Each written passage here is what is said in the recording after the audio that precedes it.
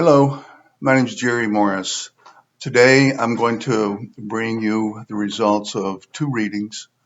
One on Samantha Sayers in the state of Washington, who's missing, and the other is Missy Bevers from Texas, who was murdered. The way I do this, I read about a case. It's interesting. I get the parameters. I don't read every detail. But I get enough to lock in on it. I go into a light trance and I have visions or pictures. They're precious few. I just get sometimes 1 to 4. That's typically it. And then from those, I can piece it together. Usually those visions are of the culprit, the victim, maybe where the victim is if she's missing or he's missing. So then I assemble that and I bring it in and I make videos of it so as to make this efficient for everybody. So the first is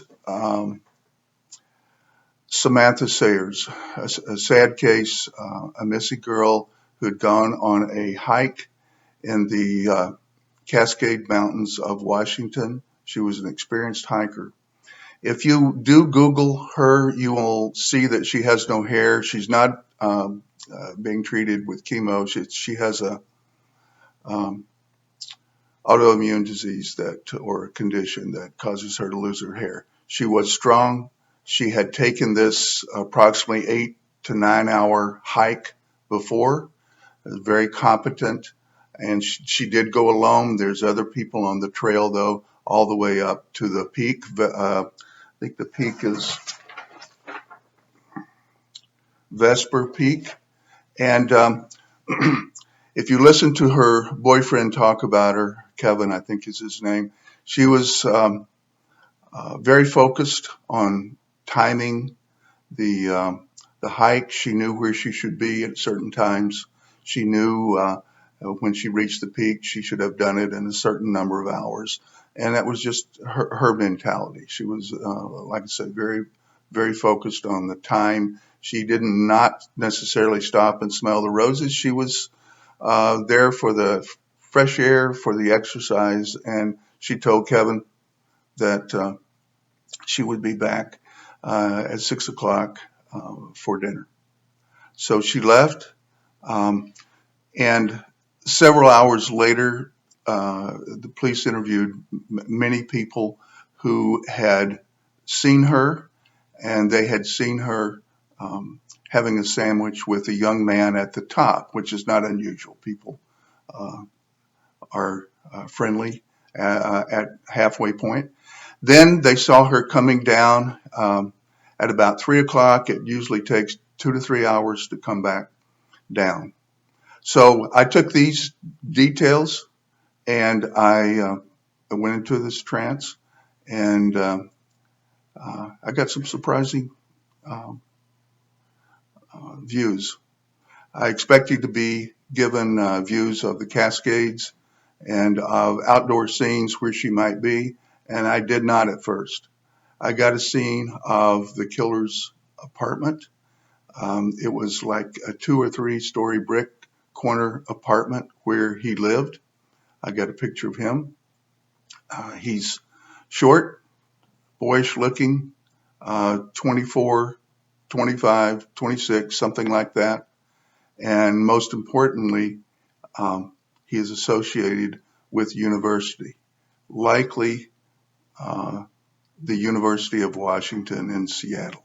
Um, I feel that he is maybe a graduate student that has some job with the university as well.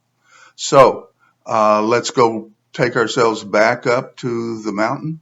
And I see him um, talking to her, and she's rejecting him because she has ground to cover. She wants to get home. And this guy is vain, arrogant, thinks he's God's gift to women, and he can, most importantly, he cannot take rejection at all. he goes into a rage. And this is basically what happened, and it's so unnecessary, so evil, is that he pushed her off a cliff into a deep, narrow ravine and killed her because she would not stop and talk with him. She rejected him. Maybe she insulted him at another place in the trail. I do not know if the young man talking to her at the top of the trail at the peak is that guy. But the police have interviewed him, and certainly if he is associated with a university, I would talk with him again.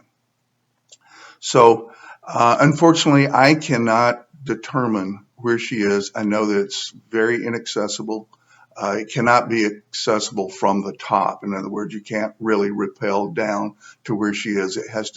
You have to get there by other means, and I'm hoping hunters may find her body. She was lost in August of 2018, and her mother, family in Pennsylvania needs closure. Kevin and her friends there in Washington need closure as well. So the key is finding someone, and the police did interview everyone they could find on the mountain, is finding someone that is associated with the university, and I would interview that person again.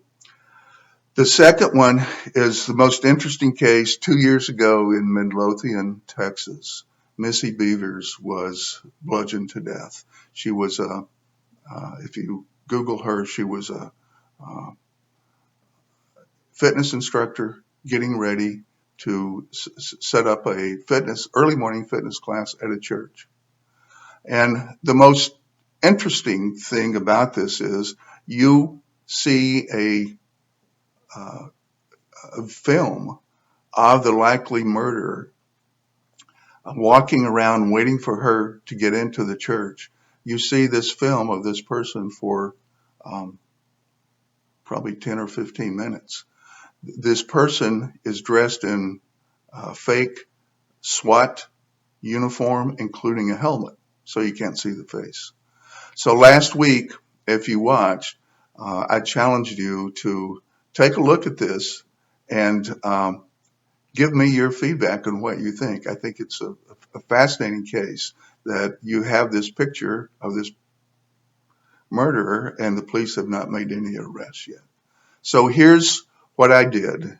I've got a lot of feedback. The feedback was, the first feedback was it had to be Mrs. In-laws. Probably her father-in-law killed her because Missy was having an affair or affairs. She was spreading her wings. She had a lot of confidence. She was feeling great about herself, and this was part of her spreading her wings. And so there was a lot of people who mentioned that the husband and the father-in-law had this same odd gait, a way of walking that this video showed, and it's with the toes splayed way out to the side. And a lot of people had mentioned that was the case. So I went into a trance, and I got really just two visions, but it was enough to tell me who did this. I see the person in SWAT clothes standing there, and all of a sudden this person takes off the helmet, and she shakes her gray hair around after the helmet comes off. So we're looking, in my vision, we're looking for a 62-year-old woman, gray hair, and obviously has some connection to Missy. The second scene and the last scene I have is of a man that's around 37, dark hair, that is in lust with Missy. He has never had anything like this before. This is like, uh, he's just totally infatuated with her. And in the background of that vision, I see his family. It appears he's a wife and 2 kids. So that's in the background. But I see this man just head over heels in love and in lust with Missy. So what does that tell us?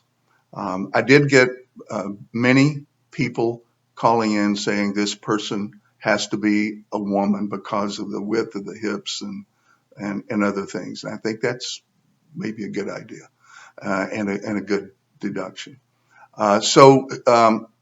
Who is this? I had one person that suggested what I'm going to suggest, and that is that man's mother or possibly mother-in-law who knew that uh, this that her son or her son-in-law was having an affair with Missy, and it was destroying his marriage, and they were going to lose um, their grandchildren, or they're going to be upsetting grandchildren and wife, etc., and bring a lot of sadness to the family.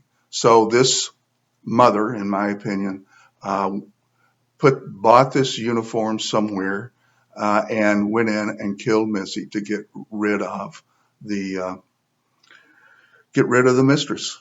So that is it. Um, I think the police know who she was having an affair with, and from there I think they've got to go to the mother first um, and interview and start digging in that direction.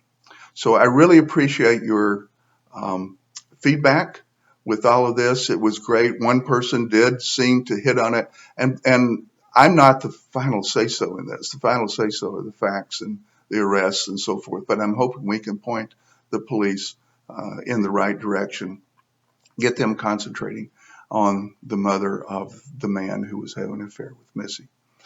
Next week, we're going to have I'm going to have 2 cases for you, both very interesting. One is a suspicious death of Kanika Jenkins in Rosemont, Illinois, and the second one is she's missing persons and presumed dead. I think her name is Kiera Coles. Both women are from the Chicago area. Um, the Jenkins case is very controversial. A lot of uh, demonstrations, etc. I will address that. I have some information that may be extremely helpful in catching the person that was involved in this. And so I will see you next time. Thanks for joining. Subscribe, and next week we'll work on 2 more cases. Thank you very much. Bye.